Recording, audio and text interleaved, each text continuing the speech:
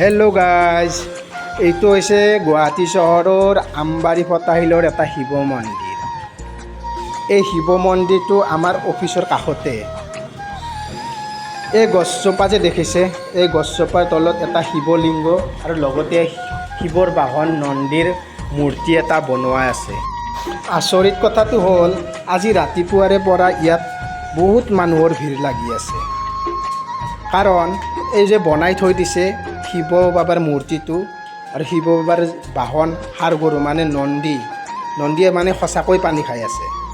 কথাটো শুনি আপুনি আচৰিত খাব নালাগে, আপোনালোককো দেখাই দি আছোঁ মই কেনেকৈ নন্দীয়ে পানী খাই আছে।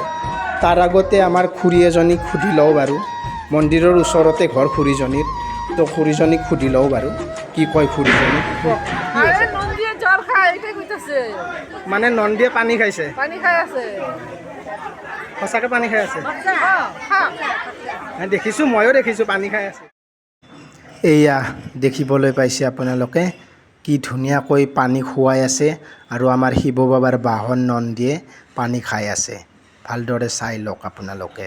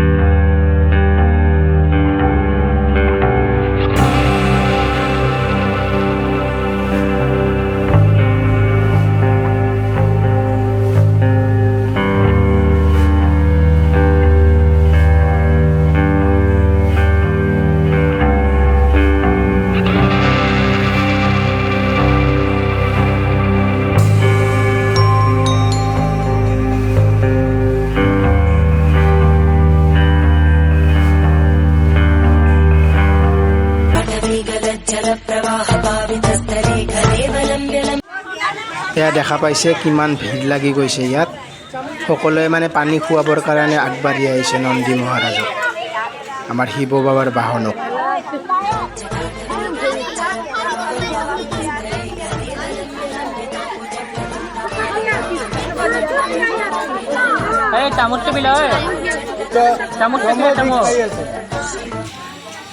এয়া সকলোৱে মানে ভিডিঅ' কৰি আছে, ভিডিঅ' কৰি আছে, ফটো লৈ আছে।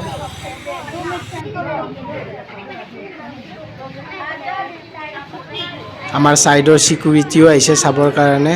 বাবা যা মালিক আহিলে বেঙেনা সোমাই দিব, বেঙেনা ফটাফট যা। তো বন্ধুসকল, আজিৰ কাৰণে ভিডিঅ'টো ইয়াতে সমাপ্ত কৰিছোঁ। টাটা বাই বাই, জয় আই অসম।